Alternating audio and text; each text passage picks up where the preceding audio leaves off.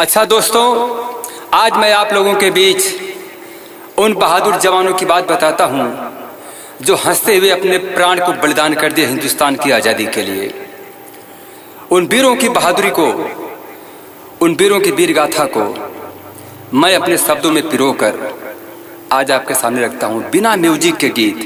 स्वर्ग से भी न्यारा है आँखियों का तारा है, स्वर्ग से भी न्यारा है आँखियों का तारा है, मेरे लिए मेरा वतन जान से भी प्यारा है, जान से भी प्यारा है, जान से भी प्यारा है, जान से भी प्यारा है।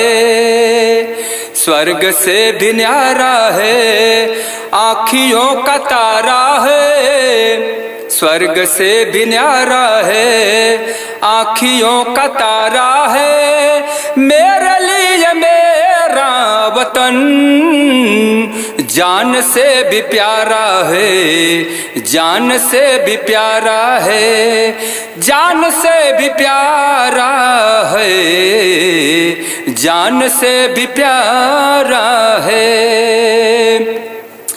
मेरे उन शहीदों ने खूनों से सींचा है, देखिए लहरता हुआ आज ये बगीचा है।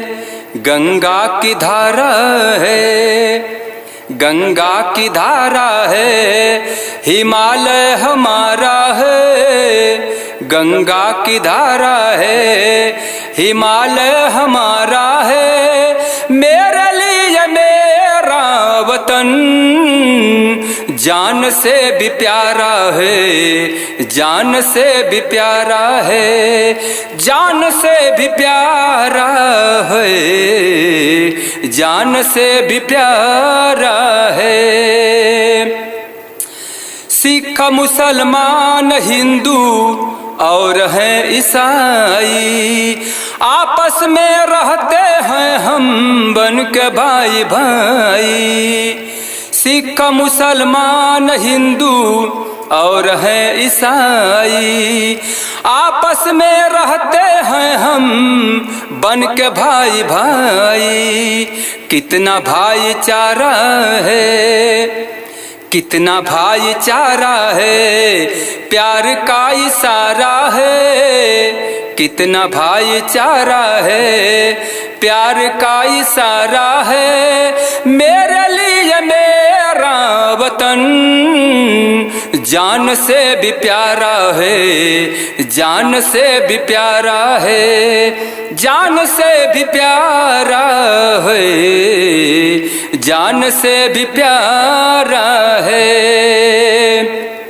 वीरों की धरती ये इंडिया हमारी है, हंस कर कलम ने अपनी कविता संवारी है।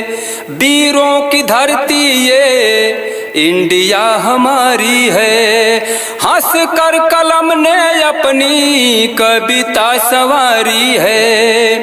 गीत का फव्वारा है, गीत का नजारा है, ओम प्रकाश द्वारा है।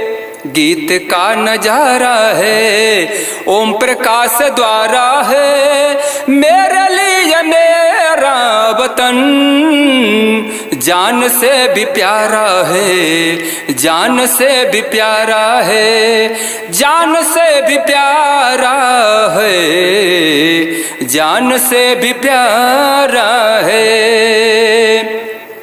स्वर्ग से भी न्यारा है आँखियों का तारा है, स्वर्ग से भी न्यारा है आँखियों का तारा है, मेरे लिए मेरा वतन जान से भी प्यारा है, जान से भी प्यारा है, जान से भी प्यारा है, जान से भी प्यारा है, जान से भी प्यारा है, जान से भी प्यारा है, जान से भी प्यारा है, प्यारा है।